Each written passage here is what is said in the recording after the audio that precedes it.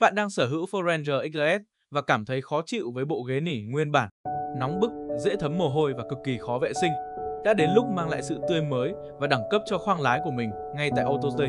Hôm nay, chúng tôi thực hiện gói nâng cấp bọc lại toàn bộ ra cho hàng ghế tải, ghế phụ và cả hàng ghế thứ hai của chiếc Ranger XLS này. Lựa chọn tông màu đen tuyền không chỉ mang lại vẻ cứng cáp, nam tính cho dòng bán tải mà còn giúp không gian bên trong luôn sạch sẽ và bền màu theo thời gian.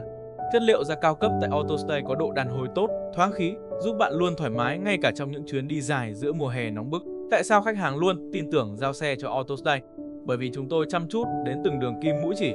Da được căng phẳng, ôm khít hoàn toàn vào form ghế nguyên bản, không hề có tình trạng nhăn nhúm hay lỏng lẻo.